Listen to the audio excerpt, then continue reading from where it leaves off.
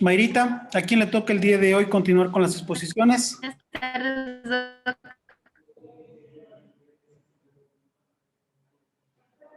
Perdón, doctor, no le entendí. Mayrita, ¿cuál le toca continuar con las exposiciones hoy día? A mí me toca, ya voy a proyectar. Ya. Consultas creo que no tenemos pendientes, ¿no es cierto? A ver, chicos, hasta que Mayrita prepare, cuéntenme cómo van los artículos. ¿Ya los subieron tal vez? No se olvidarán enviar al grupo. Ya tengo que ponerme a revisarlos. A ver, vamos a ver. ¿Cómo va? ¿Cómo vamos, Ventura? ¿Cuál es su compañera de grupo? Mi compañero de grupo es Cristian Luna y la compañera Carolina. ¿Ya cómo van ustedes? Viendo que estamos ya haciendo nuestro resumen final para ya subirlo al grupo. Ya, chévere. Mayrita, ¿usted con quién está? Yo Doc estoy con Priscila. Ya, ¿y qué tal van?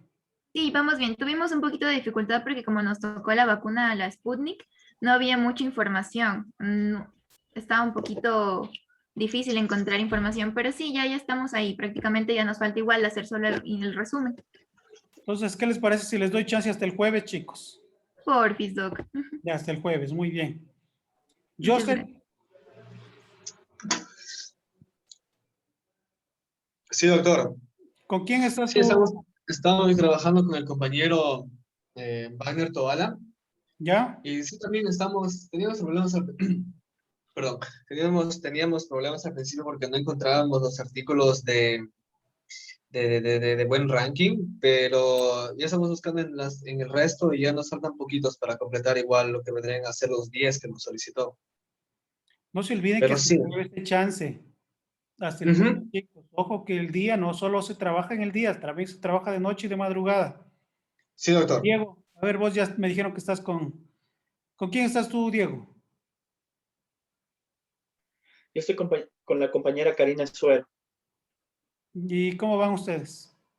Ya bastante bien, únicamente estamos viendo si no le agregamos algunos otros artículos que tengan un alto ranking para mejorar nuestro artículo de ella hasta por sí ya casi terminado.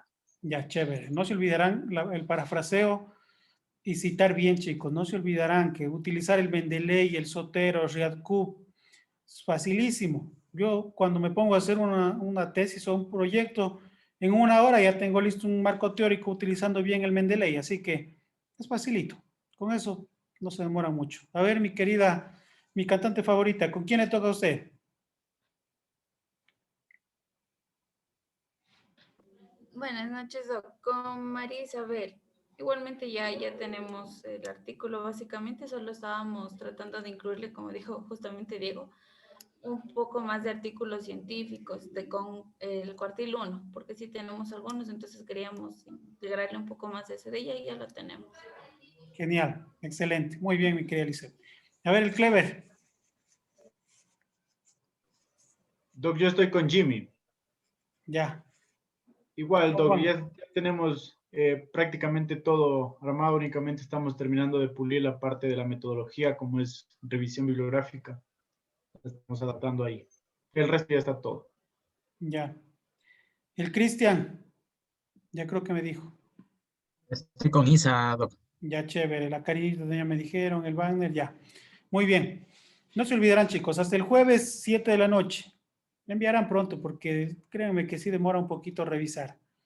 Ya, muy bien. A ver, continuemos, pongamos atención a esto. Es muy bonito el hardware familiar y la funcionalidad familiar. Cuando hablamos de disfuncionalidad, cuando se rompe ese equilibrio entre lo que son los recursos y lo que son las desventajas o las amenazas. ¿Cuándo podemos nosotros realizar un upgrade familiar? ¿Cuándo realizamos el upgrade familiar largo o el corto de las 5 preguntas? Aquí la compañera nos ha de hablar de eso. Igualmente, cuando hablamos de disfuncionalidad, por incremento, por desmembramiento, por desmoralización o por desorganización. Eso me imagino que la mayorita de estar lista para eso. Así que sigamos. No apagarán sus cámaras, por favor. Saben bien que las grabaciones quedan ahí, después van a revisarlas. Sigamos, por favor, Mayrita. Ya. Buenas tardes, doctor. Buenas tardes, compañeros. El día de hoy vamos a hablar sobre el tema de estos dos instrumentos que son el ABGAR familiar y la funcionalidad familiar. Ya. Bueno, he iniciado poniendo esta foto sobre la familia porque quiero recalcar la importancia que es indagar sobre el entorno de la familia de nuestro paciente al momento de nosotros estar en consulta. ¿Por qué? Porque no solo va a ayudarnos a fortalecer ese vínculo médico-paciente, sino que también nos va a ayudar a orientarnos cómo es el entorno de este paciente, en qué medio se encuentra viviendo, cómo es la relación que tiene tal vez con su esposa, cómo es la relación que tiene con sus hijos, o si vive con más personas en un mismo hogar, como ya lo hemos visto en las anteriores clases, los diferentes tipos de familia. Todo esto implica varias relaciones y ver si cada miembro de la familia está cumpliendo su rol en la familia y cómo influye esto en el proceso de salud de enfermedad de este paciente. Entonces, no olvidarnos, muchas veces en la consulta diaria se pasa por alto preguntarle a nuestro paciente cómo son las relaciones con los diferentes miembros de la familia, tal vez por tiempo, un poquito tal vez por olvido, pero es sumamente importante, lo vamos a ver a continuación. Ya, entonces empezando con lo que es el ABGAR familiar. El ABGAR familiar es un instrumento que nos muestra cómo perciben los miembros de la familia el nivel de funcionamiento de esta unidad familiar de una forma global. Este puede incluir a los niños inclusive, ya que es aplicable a esta población infantil. Y nos preguntaremos, ¿qué utilidad tiene nuestro ABGAR familiar? El ABGAR nos ayuda a evidenciar la forma en que nuestro paciente está percibiendo el funcionamiento de su familia en un momento determinado. ¿Y esto qué nos va a permitir? Nos va a permitir tener una primera aproximación para la identificación de familias que se encuentran tal vez en una relación familiar conflictiva o disfunciones familiares, con el propósito de darles seguimiento y orientación a ese tipo de familias. Ya. ¿A quiénes vamos a realizar el ABGAR familiar? En servicios que se encuentran orientados hacia la medicina familiar, el ABGAR se usa rutinariamente en todos los pacientes en la segunda cita, pero hay servicios tal vez en los que no es de uso común el ABGAR, pero sí se recomienda realizarlos en estos tipos de pacientes que les voy a mencionar a continuación, como son los pacientes postraumáticos, en los que tal vez su enfermedad no sea como puede ser un trastorno de ansiedad o un trastorno de depresión. En grupos familiares o pacientes crónicos también se debe aplicar sobre todo cuando es necesaria la participación de la familia en el cuidado de un paciente, a los integrantes de una familia que se encuentran atravesando una crisis del diario vivir, a los miembros de familias que ya conocemos que están en problemas o que son familias ya previamente diagnosticadas de un problema, de una disfunción, recomendados particularmente en algunas enfermedades crónicas. Vemos que el paciente tal vez no evoluciona en su salud, no vemos que hay un progreso en su enfermedad, entonces tenemos que analizar tal vez para poder sobrellevar esa enfermedad. En los casos también en que otros instrumentos de atención de la familia nos describan que hay algún evento problemático. Entonces, no olvidar prestar mucho más atención a estos pacientes que les acabo de mencionar. Ya, un poquito de la historia. El ABGAR familiar fue diseñado en 1978 por el médico familiar Gabriel Milstein de la Universidad de Washington. Él propuso su aplicación, la aplicación de este test, como un instrumento para los equipos de atención primaria, con el fin de que tener una aproximación al análisis de la función familiar. Y fue denominado ABGAR familiar por ser una palabra que es fácil de recordar, dada su familiaridad con el test de la evaluación de los recién nacidos. ¿Y por qué? Porque al mencionar la palabra ABGAR nos denota una evaluación rápida y de fácil aplicación, como lo es el ABGAR neonatal. Ya, ¿cuáles son los componentes del ABGAR familiar? Tenemos a la adaptación, la participación, la gradiente de recurso personal, el afecto y los recursos. Cada una de estas palabras podemos ver que la primera letra de cada una de ellas forman la palabra ABGAR, que es lo que es este instrumento. Entonces, ¿qué es la adaptación? La adaptación es la capacidad de utilizar recursos intra y extrafamiliares para poder resolver problemas en situaciones de estrés familiar o periodos de crisis. ¿A qué nos referimos con la participación? La participación, o también denominada cooperación, es la implicación de los diferentes miembros de la familia, muchas veces en la toma de decisiones importantes dentro de la familia. La gradiente de recurso personal, o también denominada crecimiento, es el desarrollo de la maduración tanto física, emocional y la autorregulación que alcanzan los componentes de una familia gracias a su apoyo y asesoramiento mutuo. Con respecto al afecto, como su nombre lo indica, es esa relación de cariño, de aprecio, de amor que existe entre los diferentes miembros de una familia. Y tenemos el quinto componente, que son recursos, o también denominado capacidad resolutiva, ya que es el compromiso de dedicar tiempo a atender las necesidades físicas y emocionales de otros miembros de la familia. Algo que me quiero recalcar es que la última modificación que se le hizo al ABGAR familiar fue realizado por la doctora Liliana Arias, en la que también ella propuso incluir el parámetro amigos dentro de esta evaluación que vamos a ver a continuación. Ya, entonces, ¿cómo se realiza el ABGAR familiar? Podemos ver aquí el test. Tenemos aquí, las preguntas están del lado izquierdo, y al lado derecho vamos a ver los valores que van en una escala de 0 a 4, teniendo como 0 nunca y 4 siempre. Entonces, la literatura recomienda que sea autorrealizado, es decir, que el paciente mismo lea las preguntas, él responde el formulario, salvo los casos en aquellos pacientes que no puedan leer o algo lo impida, nosotros debemos leerles las preguntas y colocar la respuesta que ellos nos digan. Pero sí se puede que el paciente mismo se lo realice, lo llene al formulario, es mucho mejor. Bueno, entonces la primera pregunta dice, ¿me satisface la ayuda que recibo de mi familia cuando tengo algún problema o alguna necesidad? Y dependiendo de la respuesta, pues vamos a ir marcando. La segunda pregunta, ¿me satisface cómo en mi familia hablamos y compartimos nuestros problemas? La tercera, ¿me satisface cómo mi familia acepta y apoya mi deseo de emprender nuevas actividades? ¿Me satisface cómo mi familia expresa afecto y responde a mis emociones tales como rabia, tristeza, amor? Me satisface cómo en mi familia compartimos el tiempo para estar juntos, los espacios dentro de la casa o incluso el dinero. Y aquí, como les mencionaba, se le agregó este parámetro amigos y se le pregunta al paciente, o él mismo lee la pregunta, ¿usted tiene un amigo o amiga cercano a quien pueda buscar cuando necesite ayuda? Y la última pregunta, ¿estoy satisfecho o satisfecha con el soporte que recibo de mis amigos? Entonces, como se dan cuenta, estas preguntas incluyen a los componentes que ya les mencioné, y las últimas dos al parámetro amigos, que se lo agregó últimamente. Bueno, entonces en base a ello el paciente va a responder con nunca, casi nunca, algunas veces, casi siempre o siempre, y dependiendo de eso nosotros vamos a sumar y ese resultado nos va a orientar hacia al diagnóstico de qué ABGAR familiar tenemos. Teniendo así que este es un ABGAR normal cuando este va de 17 a 20 puntos, una disfunción leve cuando va de 16 a 13 puntos, una disfunción moderada cuando va de 12 a 10 puntos, una disfunción severa cuando esta es menor o igual a 9 puntos.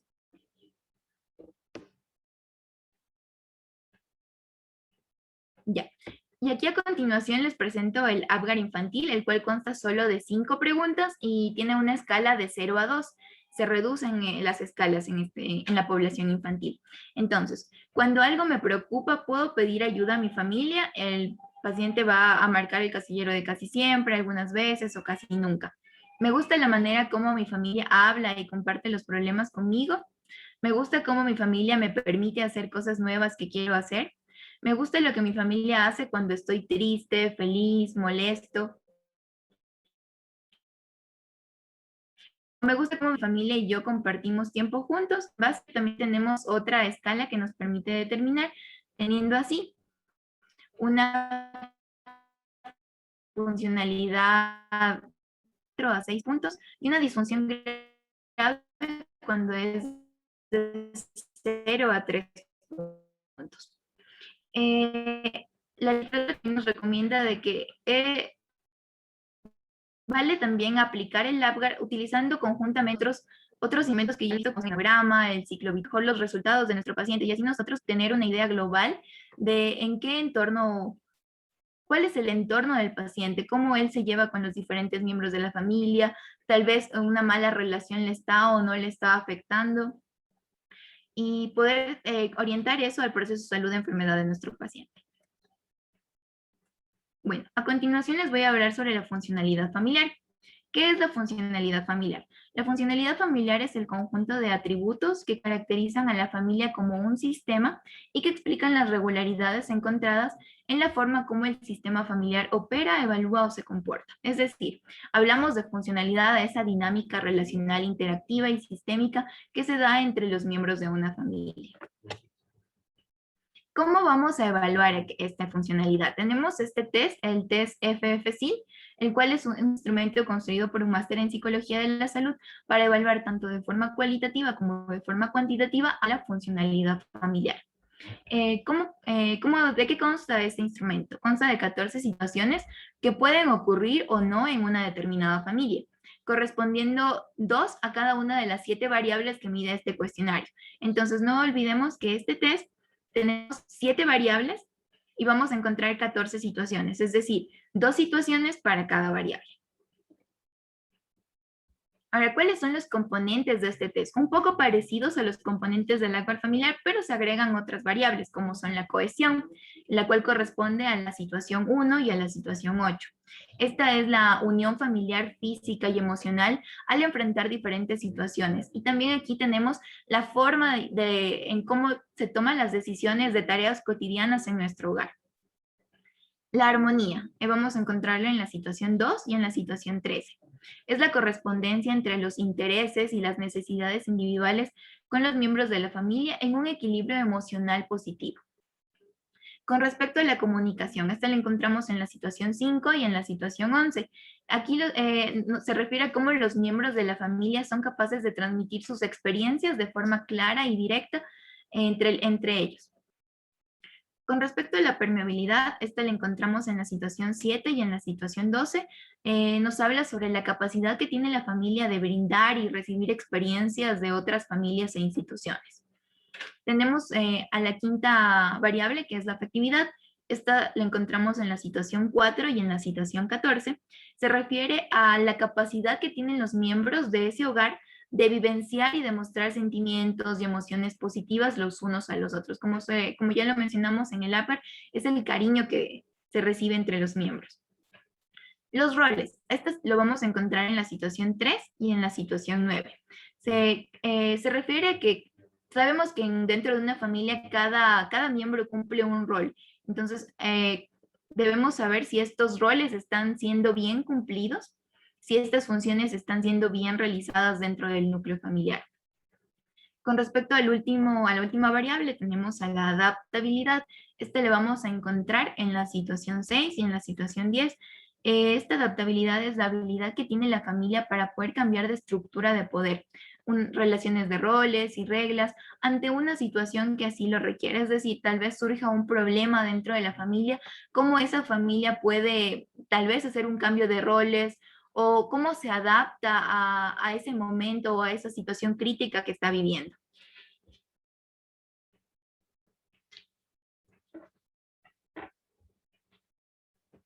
Ya, entonces de la misma forma tenemos aquí el test FFSIL, el cual consta de 14 situaciones, como ya les mencioné anteriormente, y vamos a encontrar una escala de 1 a 5, teniendo como 1 una respuesta de casi siempre y teniendo como 5 una respuesta de casi nunca. Entonces le vamos a preguntar, o el paciente mismo va a leer las preguntas. La primera es, ¿se toman decisiones para cosas importantes de la familia? En mi casa predomina la armonía. En mi casa cada uno cumple con sus responsabilidades. Las manifestaciones de cariño forman parte de nuestra vida cotidiana. Nos expresamos sin insinuaciones, de forma clara y directa. Podemos aceptar los defectos de los demás y sobrellevarlos. Tomamos en consideración las experiencias de otras familias ante situaciones difíciles. Cuando alguno de la familia tiene un problema, los demás están ahí para ayudarlo. Se distribuyen las tareas de forma que nadie esté sobrecargado en el grupo familiar. Las costumbres familiares pueden modificarse ante determinadas situaciones. Podemos conversar diversos temas sin temor. Ante una situación familiar difícil, somos capaces de buscar ayuda en otras personas. Los intereses y necesidades de cada cual son respetados por el núcleo familiar. Nos demostramos el cariño que nos tenemos. Bueno, pues, y en base a eso vamos a obtener el resultado sumando, dependiendo de las respuestas que ponga nuestro paciente, y vamos a tener la siguiente interpretación. Hablamos de una familia funcional cuando va de 70 a 57 puntos. De una familia moderadamente funcional si esta va de 56 a 43 puntos. Una familia disfuncional si esta va de 42 a 48 puntos, o una familia severamente disfuncional cuando nos encontramos de 27 a 14 puntos. Entendiendo como una familia funcional o moderadamente funcional, esta se caracteriza sobre todo por ser cohesionadas con unión familiar física y emocional al enfrentar diferentes situaciones, y en la toma de decisiones de las tareas cotidianas de una forma armónica en correspondencia entre los intereses. Ya. Y teniendo como una familia disfuncional un espacio donde no se valora al otro, tal vez los miembros de la familia no están cumpliendo con los roles correspondientes a cada uno, no se delegan responsabilidades, no hay una toma de decisiones en conjunto, es una familia completamente disfuncional. Bueno, y estos han sido los dos instrumentos que me ha tocado exponer, que son el Apgar familiar y la funcionalidad familiar a través del test FFC.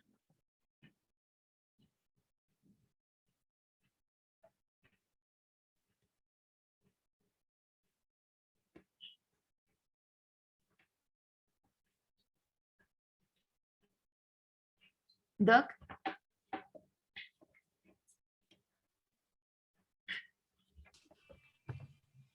Chicos, dijo el doctor que por favor el siguiente expositor que continúe hoy. Bueno, muchas gracias.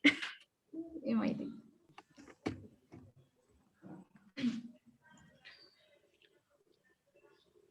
Proyectame, Mayrita, por favor, para exponer.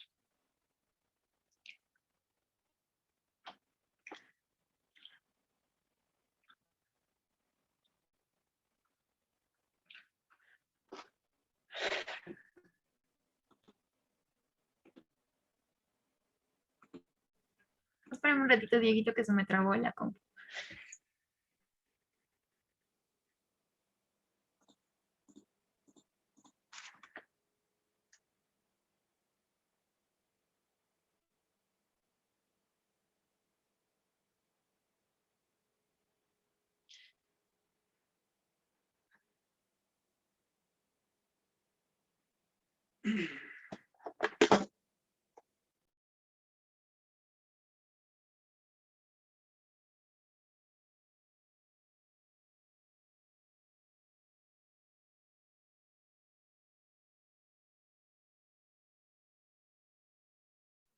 Ya creo que se ve, ¿verdad?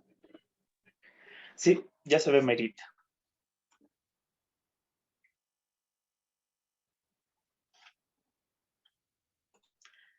Bien, buenas tardes, doctor. Buenas tardes, compañeros. Continuamos con el siguiente tema. Básicamente es la segunda parte del tema de atención primaria en salud. En este caso, reforzando algunos temas que no pudimos o no se abarcaron en el primer tema. Pasa, Marita, por favor. Pasa. Vamos a iniciar con una pequeña definición de la atención primaria en salud. Básicamente es la asistencia sanitaria esencial, accesible a todos los individuos y familias de la comunidad a través de medios aceptables para ellos, es decir, por medio de un costo asequible para la comunidad y para el país, siempre teniendo en cuenta que se debe incentivar la plena participación de todos los individuos y familias de dicha comunidad. Pasa, por favor. De tal manera que la atención primaria en salud es el núcleo del sistema de salud y a su vez forma parte integral de lo que sería el desarrollo socioeconómico de una comunidad. Vamos a ver un poco acerca de la historia de la atención primaria en salud. Nos remontamos a la declaración de Alma-Ata. Esta fue llevada a cabo en el congreso que se realizó en la ciudad de Alma-Ata en en el año de 1978. Alma-Ata en ese momento pertenecía a la URSS, de la Unión de Repúblicas Soviéticas Socialistas. En ese caso, se citó a realizar dicho congreso porque en ese momento realmente existía una gran desigualdad respecto al acceso a los servicios sanitarios. Las familias que tenían un nivel socioeconómico de moderado a alto eran principalmente los que aceptaban o los que acudían a los servicios sanitarios, mientras que las familias que tenían un nivel socioeconómico bajo estaban marginadas o excluidas de los servicios sanitarios. De tal manera que en este congreso se reunieron diversas organizaciones mundiales, como la Organización Mundial de la Salud, la UNICEF y las principales agencias financieras internacionales. Todos aquellos terminaron comprometiéndose por trabajar por la cobertura de las necesidades básicas de la población, como mediante un modelo de salud. Este modelo se denominó la atención primaria en salud y se fundamenta en 5 pilares: la equidad, la prevención, la participación, la comunicación intersectorial y lo que sería el uso de tecnologías adecuadas. Hay que tener en cuenta que la atención primaria en salud se la vio en un primer momento desde un punto integral, debido a que no solo veía la enfermedad y la salud desde un punto de vista biológico, sino también intentaba afrontar la enfermedad que era causada por, por diversos aspectos, ya sean sociales, económicos o políticos. Pasa por favor, Mayrita.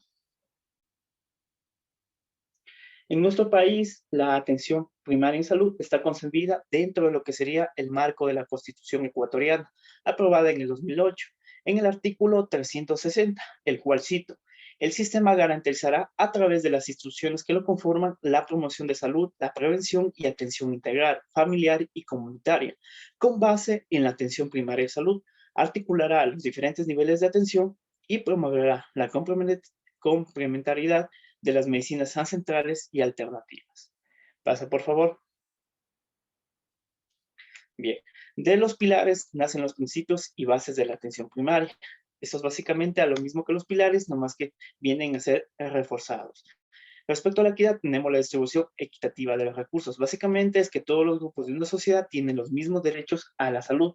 Luego tenemos la participación comunitaria, en el cual la atención primaria de salud busca incentivar a todos los integrantes de la sociedad para que estos puedan participar de manera activa en decisiones sobre su propia salud y sobre los servicios de salud para su comunidad. Luego tenemos las tecnologías apropiadas. En este caso, todos los métodos de curación primarios deben tener métodos asequibles, éticos y culturalmente aceptables para los individuos y comunidades en los cuales se aplica. Luego tenemos la cooperación entre los diferentes sectores. Básicamente, aquí se debe desarrollar y seguir las diferentes estrategias comunes que tienen todos los sectores que se encuentran relacionados políticamente con la salud. Y por último, el énfasis en la prevención sin excluir lo que serían los cuidados paliativos. Básicamente, aquí incorporamos la promoción y la educación sanitaria. Pasa, Mayrita, por favor. Vamos a los atributos básicos de la atención primaria. Son 4. El primero es la accesibilidad. Básicamente hace referencia a la provisión eficiente de los servicios sanitarios en relación con las barreras que impiden los mismos, como ya sean barreras organizacionales, económicas, culturales u emocionales. Tenemos la coordinación, que es la suma de las acciones y los esfuerzos de los servicios de atención primaria. Pasa, Mayrita, por favor.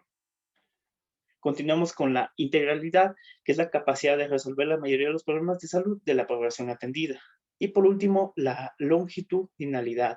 Básicamente es el seguimiento de los distintos problemas de salud de un paciente por los mismos profesionales sanitarios, médicos o enfermeras. Siguiente. Pasamos a lo que sería el perfil de un médico de atención primaria. Básicamente, la atención en primaria está enfocada a un perfil de un médico general o un médico familiar que esté en condiciones de prestar atención médica integral al ser humano en su contorno familiar y social, ya sea esta atención sanitaria de calidad, y debe ser guiada mediante la promoción, la prevención, el diagnóstico, el tratamiento y la rehabilitación. Además, teniendo en cuenta que debe llevar un enfoque psicosocial ambientalista. Siguiente, por favor. Luego pasamos a las competencias de la atención primaria de salud. Son 6 y se dividen en 6 categorías. La primera serían las características específicas de la atención primaria de salud.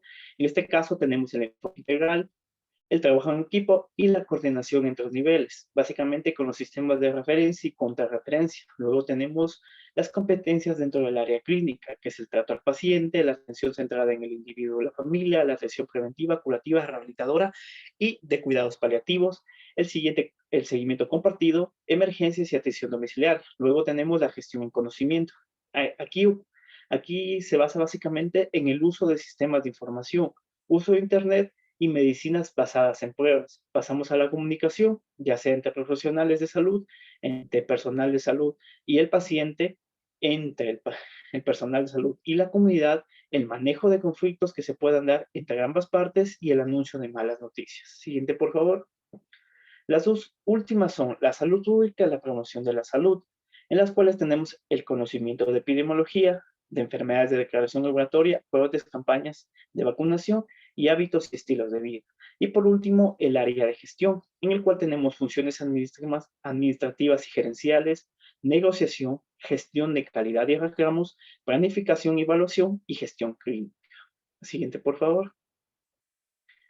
Bien, la anteúltima parte vamos a hablar acerca de la evaluación de la atención primaria en salud. Aquí hablamos de los cuestionarios PCAT, que es Premier Care Assistant Tools. Básicamente son una serie de 4 cuestionarios desarrollados en Estados Unidos en la Universidad de Georgetown por la doctora Barbara Stanley, los cuales cumplen la función de valorar las funciones de la atención primaria en salud y permite obtener una perspectiva de diversos actores del sistema sanitario. Lo había mencionado Juan anteriormente, son 4 cuestionarios, los cuales son sistemas, centros, usuarios y personal. El primero, sistemas, se encarga de proporcionar información sobre los marcos políticos, recursos y financieros del sistema. El PCAT, centros, proporciona información acerca de las unidades de atención de la salud y funciones de la atención primaria en salud. Siguiente, por favor. Luego tenemos el PAT proveedores, el cual básicamente evalúa las funciones de la atención primaria de salud basado en las perspectivas que tiene el personal de salud sobre los servicios que ellos ofrecen. Y por último, el PCAT usuarios, en el cual para evaluar la atención primaria de salud se basa en las experiencias de los usuarios, es decir, de los pacientes que tuvieron durante su atención en un centro de atención primaria. Ya, la siguiente. Y por último, hay que hablar de una pregunta importante. ¿Cuándo la salud es universal y cuándo es gratuita? La salud es universal cuando cuando ésta es accesible y hay una cobertura que abarca a todas las personas y familias de una comunidad, sin discriminación alguna, brindando servicios sanitarios de calidad, oportunos, aceptables y determinados a nivel nacional. Y la salud es gratuita cuando no tienen costo alguno o en ciertas condiciones cuando estos servicios tienen un costo que es accesible a la comunidad o a la población a la cual se le ofrece dichos servicios. La siguiente, por favor. Y eso sería toda mi exposición. Muchas gracias.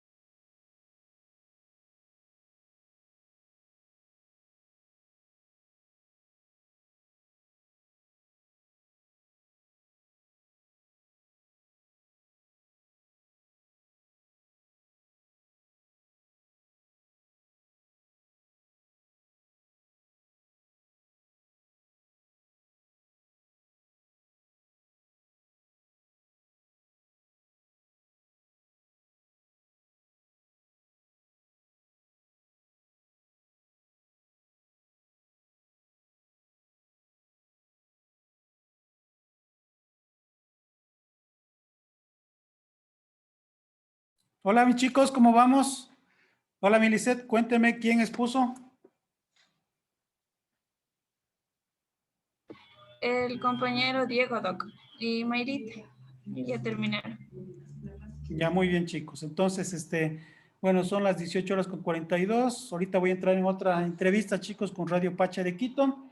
Entonces, nos vemos el día de mañana, chicos, ¿sí? No se olvidarán trabajar en lo que les dije. Y a los chicos que les pedí un infograma por ahí que me ayuden, no se olvidarán enviarlo hoy día máximo, 8 de la noche, porque hay que promocionar algunas cosas. Trabajarán en el artículo, tienen miércoles, tienen el jueves para trabajar, chicos. Así que a ponerse las pilas. Que me les vaya muy bien y pónganse a trabajar. Se cuidan mucho. Gracias, doctor. Gracias, Doc. Gracias, doctor. Hasta mañana.